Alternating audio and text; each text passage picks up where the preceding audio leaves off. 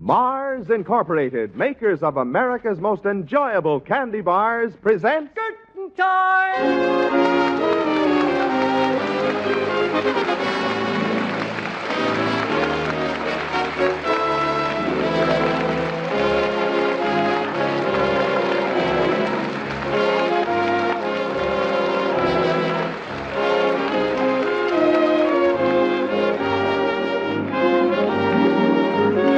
The makers of Milky Way candy bars welcome you to Curtain Time. In spite of April showers, there's another full house tonight.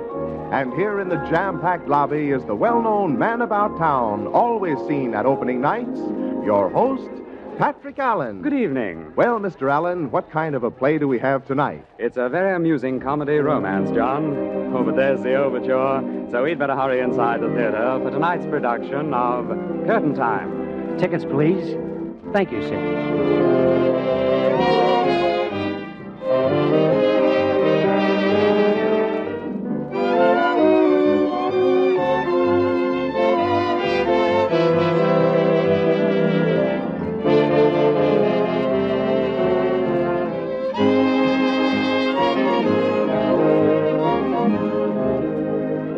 7th row center. Seats 7 and 8. Thank you. Well, it's almost time for the lights to be dimmed, so let's glance through the program. Harry Elders and Nanette Sargent, supported by the Milky Way players, are starred tonight in Reluctant Hero. Mr. Elders plays the part of Johnny Bronson, and Miss Sargent is cast as Ruth Noble. Curtain time! Well, there's the call for the first act of Reluctant Hero. The scene is a plain, rather nondescript office of Johnny Bronson, city engineer of the town of Noblesville. Johnny is absorbed in work when the door opens. Hiya, Johnny. Busy? Oh, hello, Sam. Come on in. It's a pleasure. What's on your mind, Sam? I thought newspapermen slept until noon. Did they get wise and tie the can, do you? Look, Angel Child, I'm out on a story. Well, and what are you doing here? I said I'm out on a story. Oh, I get it. You want some statistics on, say, the per capita cost of laying water mains, and you thought that maybe Will you forget that you're city engineer for half a minute? How can I? It's my job. Look, I want some news from you, Johnny. Not a whole flock of figures showing how you waste the taxpayers' dough. I'll let that pass.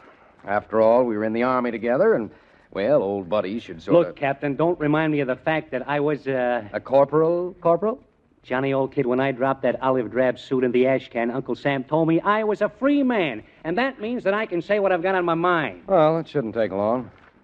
Did you read the morning paper?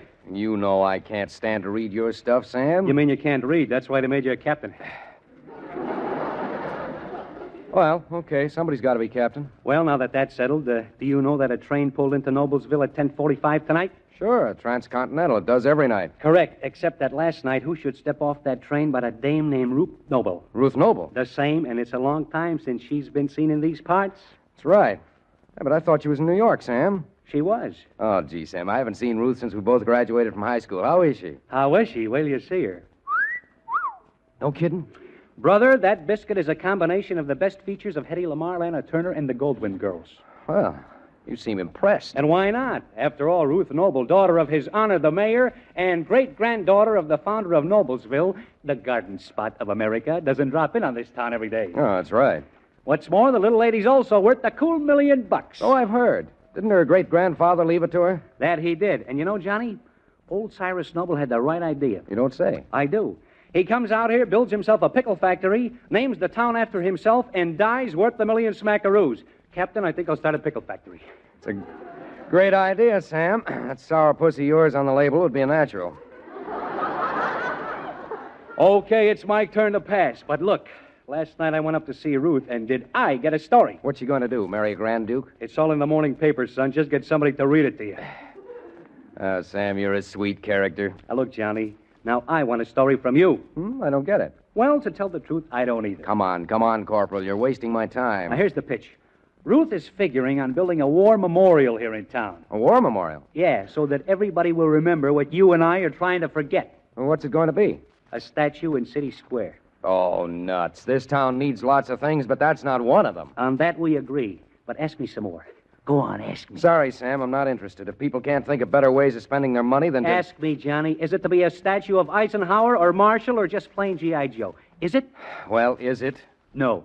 Now ask me some more. Oh, look, Sam, look. All right, I'll tell you. It's to be a statue of a local boy. Oh? She's decided the town should pay tribute to its most famous war hero, to the only guy from Noblesville who won the Congressional Medal of Honor. Now, wait a minute. That's right, Captain. You're elected. Let me see that paper. It's right on page 1. Yes, I see it. You know, Johnny, I've been wondering how I'd look in bronze. The war memorial will consist of a 20-foot statue of John D. Bronson, who won the Congressional Medal of Honor for heroism during the Battle of the Bulge. You see what you get for sticking your neck out? It will be erected, Miss Noble said, in City Square as soon as Rudolph Menzies, New York sculptor, completes... Well, of all the crust. Easy, Captain. Sam, this is fantastic. No, it's not. Why, someday I'll show that statue to my grandkids. That was my captain, I'll tell them. Oh, cut it out, will you? This is stupid. It is? I thought you'd like it. Why should she put up a statue of me? Why not you? Well, you got something there. Or 100 other guys. And what about the fellas that didn't come back? But, Johnny, you're the only character in town that won the Medal of Honor. Okay. But if she wants a war memorial, why doesn't she build something useful? A bird bath, maybe? No, something people can enjoy. Well, people like to look at statues. Sure, and pigeons like to roost on them. What's the matter with her, anyway? Well, don't ask me, ask her. That's just what I intend to do. Huh? When? Right now. Well, that's great, Johnny. Come on, we'll go see her. I'm going alone, Sam. Oh, gee, Johnny. Some of the things I'm going to tell Ruth Noble might be a little too much for your midget brain. Did you... But I'll tell you this much. There won't be a statue of me in City Square. No, sir.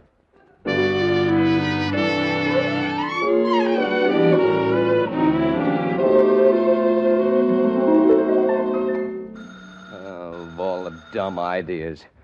If she wants to put up a statue, why doesn't she put up one of Great-Grandpa the Pickle King? Or maybe just a statue of a pickle would be... Well, Johnny, hello. Hello, Ruth. I want to speak to you. Well, of course. Won't you come in? Thanks. Oh, dear me, you really haven't changed much since... Ruth, I want to know what this is all about. I beg your pardon. And, won't you sit down? Yes, but... Oh, what did you say you wanted to know about Johnny? About this statue. Oh, you mean the war memorial? Don't you think it's a wonderful idea? I think that... That's just what everybody's been saying. People have been phoning all morning, Johnny. They think it's a most wonderful way... Ruth, I don't care what people are saying. You don't? No. I thought you'd like the idea. I do not. It's a lousy idea. Now, see here, John Bronson. It's a beautiful idea. It's a fitting tribute to the men who served their country. Ruth, you're 25 years behind the times. Is that so? Well, let me tell you that people like statues. Statues make them think. Oh, come. Why don't you build a park or an auditorium or a zoo? Because this town needs a statue, and I want a statue. Look, Ruth, if you want some publicity, burn down the house or give the pickle factory away, but keep me out of it. Are you sure you just aren't afraid that you'll have to make a few speeches if this statue is erected? Well, maybe I am. I don't like speeches, especially the ones I make. Oh, so that's it. A man crawls across 200 yards of enemy territory, raked by machine gun fire. Please, He's will you- wounded 3 times, but keeps going long enough to blow up 2 pillboxes single-handed, and he's afraid to make a speech. Ruth, Oh, Johnny, you should be ashamed of yourself. If you want to spend your money, why don't you buy a yacht or found a home for broken-down pickle salesmen? No, Johnny. I'm going to buy a statue. All right, but it's not going to be a statue of me. Oh, yes, it is. We can get a picture of you from the War Department showing you in uniform. Okay. Go ahead with your cute little idea.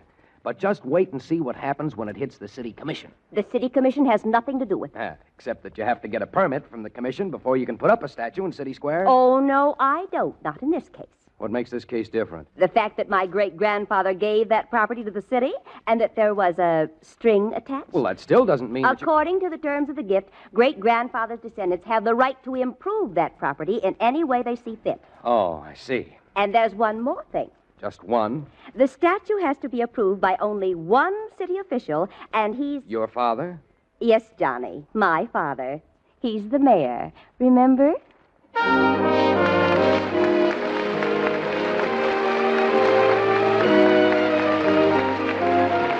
The curtain falls on the first act of tonight's Curtain Time play, starring Harry Elders and Annette Sargent with the Milky Way Players. And now, John Weigel.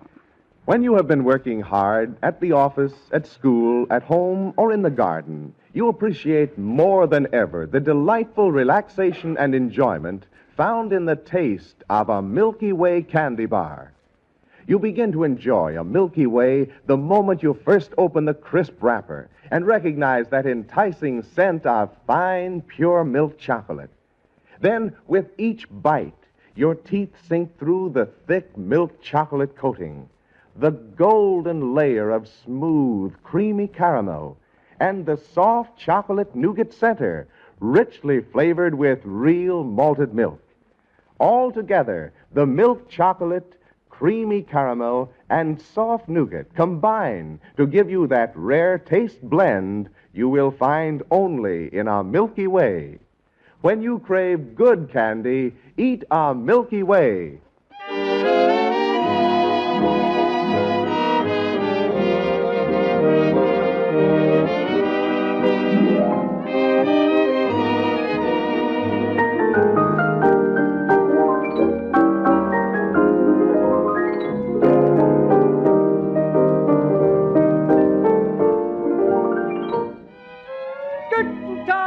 Well, there's the call for the second act of Reluctant Hero, brought to you by the Milky Way Players.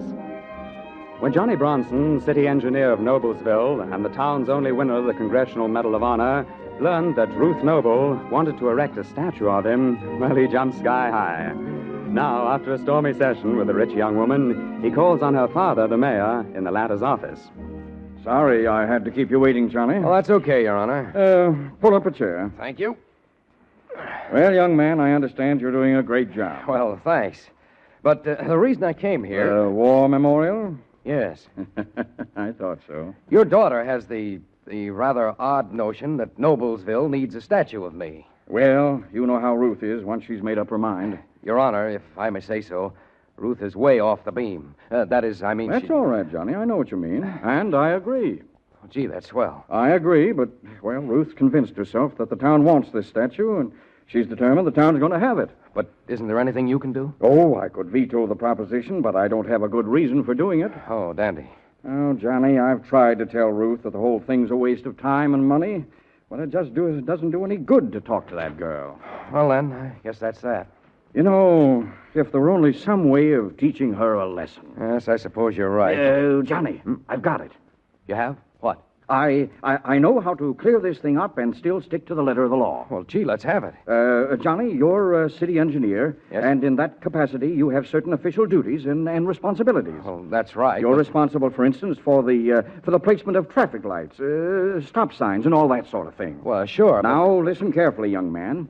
It's true that Cyrus Noble made a provision in his will which gives his descendants the right to build anything they want to in City Square. Yes, Ruth pointed that out very clearly. I'm sure she did. But there's one thing she doesn't know. What? She doesn't know that the City Commission has the right to block any proposal if it conflicts with any plans for civic improvement. Well, that's true. Only Johnny, there's only one place there's still room for this statue in City Square. At the south end, right where the big oak tree now stands. Hey, that's right. We planned on cutting it down. Hold on. There's just a chance that I don't want to know what you intended to do. Well, sure. Think it over, my boy. Think it over. Then do whatever's right in the light of your official responsibilities, of course. Your Honor, all of a sudden I'm just filthy with official responsibility. Well, that's fine. And, Johnny, the City Commission meets this afternoon. Oh, it does? Yes. And, well, if you should happen to have any business you'd like to take up with the Commission, I'd suggest you be there at 2 o'clock. Your Honor, I'll be there waiting for them before 2 o'clock.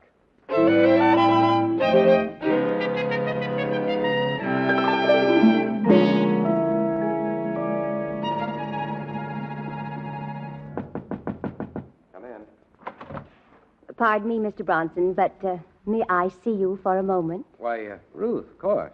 Thank you. Well, what brings you all the way down here so early in the morning? Because of what you did yesterday at the commission meeting. Oh, Ruth, I please. think you're the meanest, vilest, most contemptible man I ever met. Not so loud, Ruth. There are other people. I don't care. I want to know why you did it. Why I did what? Now, please don't pretend to be so innocent. But you know as well as I do that a statue can't possibly interfere with those stupid old traffic lights. Well, the Commission seems to think it will. They didn't think so until you told them. Why, Ruth. Then you had to go to Sam Welly and give him the whole story. And there it is, all over the front page. Well, it's Sam's job to report the news. And what's your job, Mr. John D. Bronson? Interfering with other people's business? Yes, when it interferes with the city's business. Oh, honestly. Ruth, there's no room for a statue in City Square. There is, too, on the south end. And what about the old oak tree? It could be cut down. It could be, and it's going to be. But not to make room for a statue. What do you mean? I mean that the city's installing an overhead traffic signal there, and the tree has to be cut down so that there'll be a clear view of the signal. Now, do you understand? The only thing I understand, Mr. Bronson, is that you're deliberately trying to keep me from building a war memorial. Look, Ruth. By the way, how did you find out about that clause in my great-grandfather's will? How did I find out? Yes, and give the commission the right to act like a bunch of petty dictators. Well, why, there's a transcript of the will on file at the courthouse. So, just as I thought, you're not an engineer. I'm not? No, you're just a snooper. Well, thanks for the kind words. Johnny Bronson, you haven't heard the last of this. Just the same, the decision is final. It won't do you any good to go to the commission. That's not what I had in mind. You didn't? If I can't have that statue erected in City Square, I'll have it put up someplace else. Oh, no, Ruth. And it won't be on city property either. But there isn't another place in town where you can put it up. Oh, yes, there is. But you're not going to find out about Look, it. Ruth, can't... And there's just one more thing. The statue is going to be a little different from the way it was originally planned. It is? It's going to have horns and a tail. I'd hate to have people think that Johnny Bronson is human.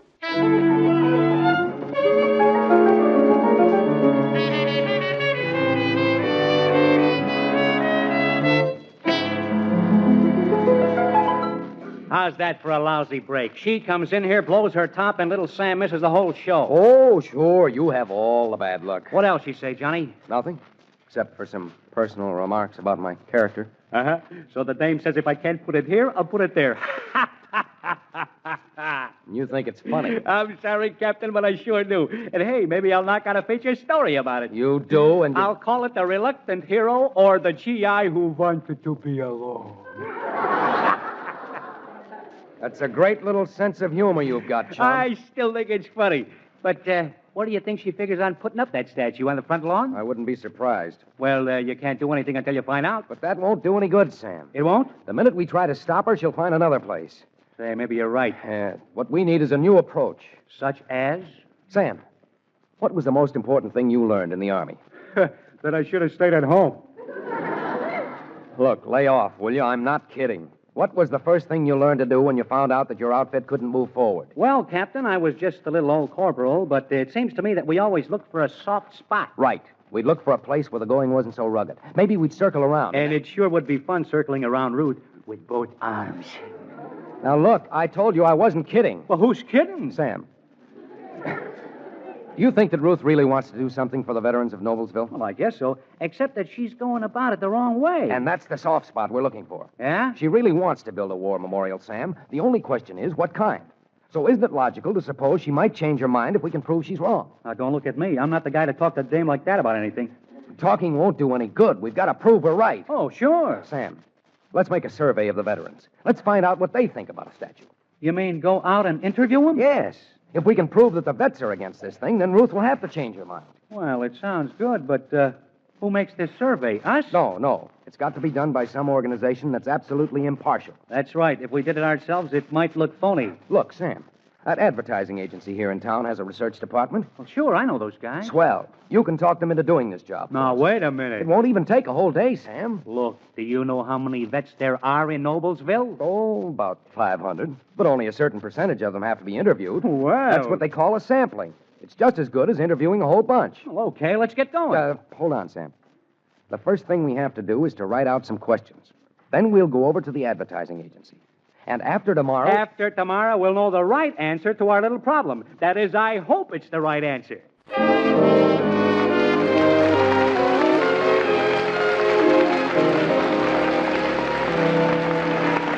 Before we bring you the third act of tonight's Curtain Time play, starring Harry Elders and Nanette Sargent with the Milky Way Players, here is John Weigel.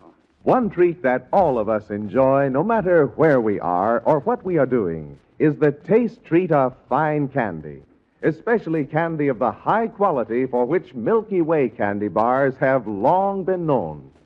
Every bite of a Milky Way is luscious. From the moment you first taste that thick milk chocolate coating, the golden layer of smooth, creamy caramel, and the soft chocolate nougat center, richly flavored with real malted milk, all melt together to make each enjoyable mouthful a thrilling treat, right down to the last delightful flavor that lingers in your mouth. When you crave good candy, eat a Milky Way.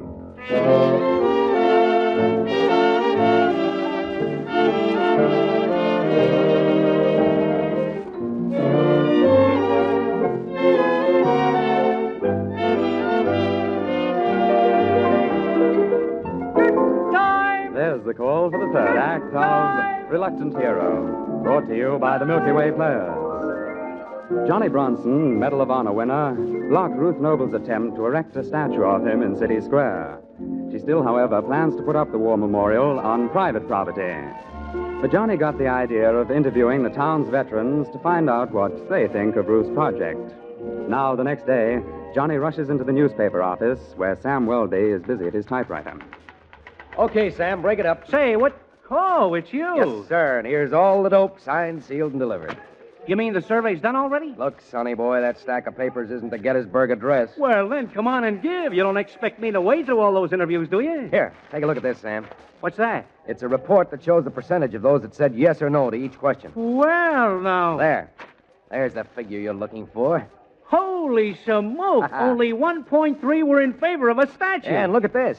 92.6 were in favor of having a new public park as a war memorial. Well, what do you know? Hey, what about the rest of those monkeys? What do they want? 6.1 just said Han looked dumb. Oh. But do you know why the majority want a new public park, Sam? I can guess. Because there's never been a decent park in this town where kids can play. Well, that's right. This town does need a park. I'll say it does. And the vets we interviewed remember that they never had a decent place to play. And they figured they'd like to have something better for their own kids. That's it.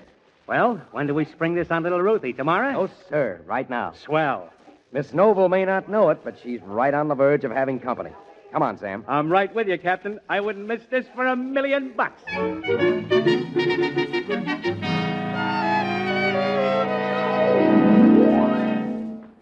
Well, Sam, this is it. Yeah, and before you punch that doorbell, I'd like to make a statement. Okay. If anything happens to me, Johnny, you're responsible. Oh, but this is your big chance.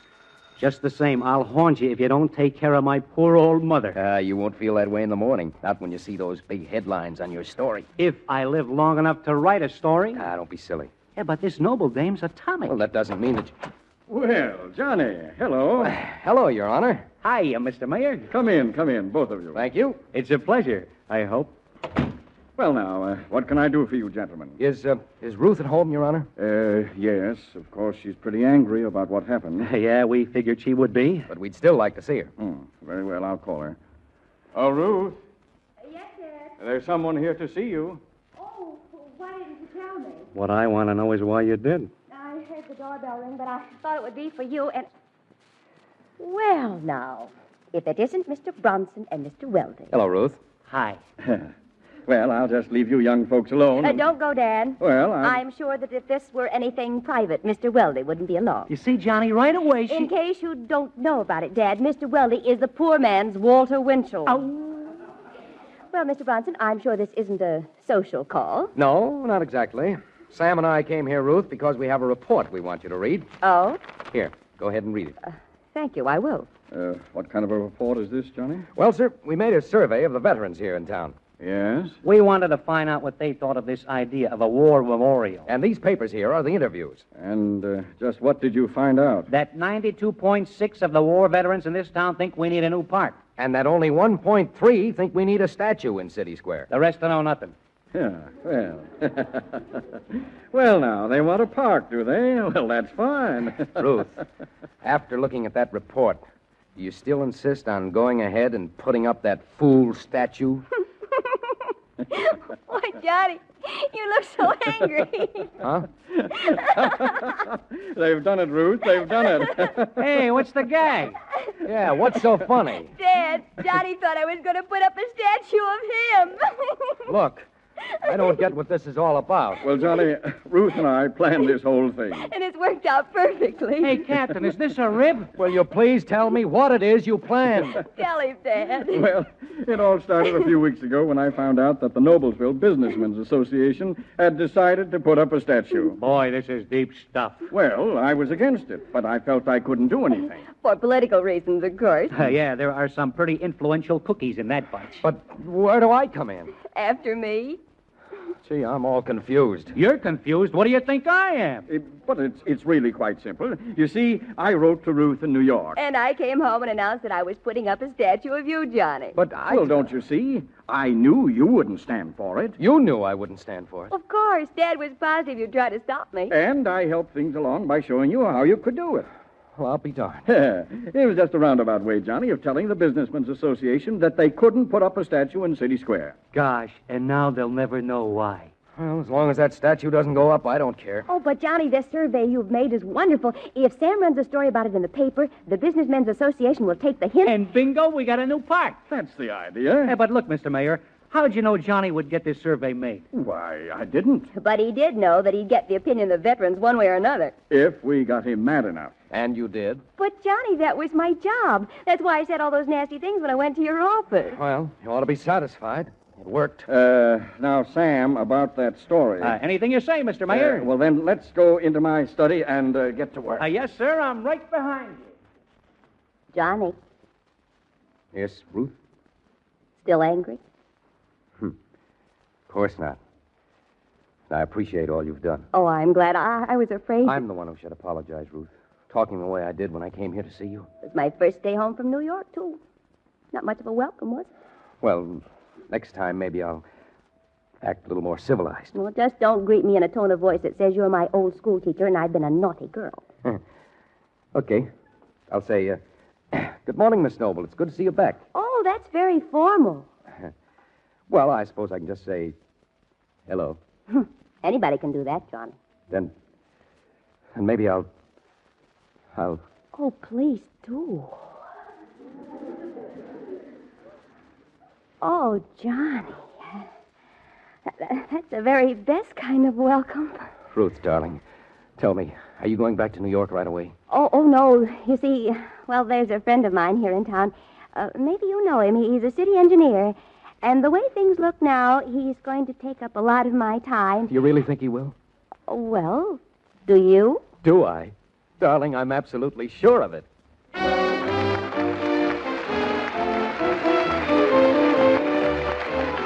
The curtain falls on the last act of Reluctant Hero, another curtain time play brought to you by the makers of Milky Way Candy Bar. Tonight, Curtain Time starred Harry Elders as Johnny Bronson and Nanette Sargent as Ruth Noble. The supporting players were George Caesar and Sidney Elstrom, and the script was written by Roger Vornholt. The Curtain Time music is arranged and conducted by Bert Faber, and the entire production is directed by Harry Holcomb.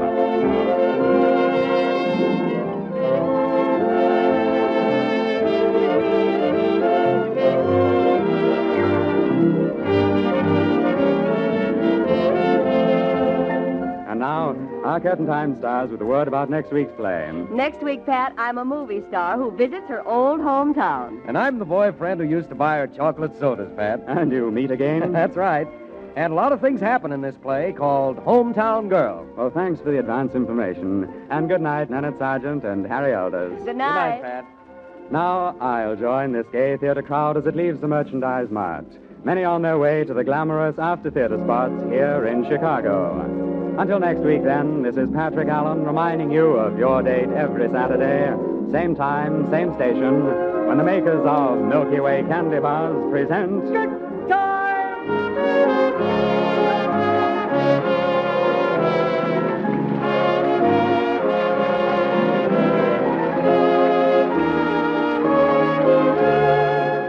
Each week, Mars Incorporated brings you two great shows over NBC. On Monday night, be sure to hear Dr. IQ, the mental banker.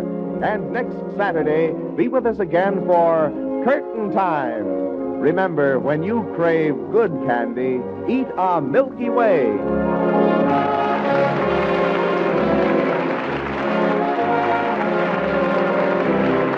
This is NBC, the national broadcasting company.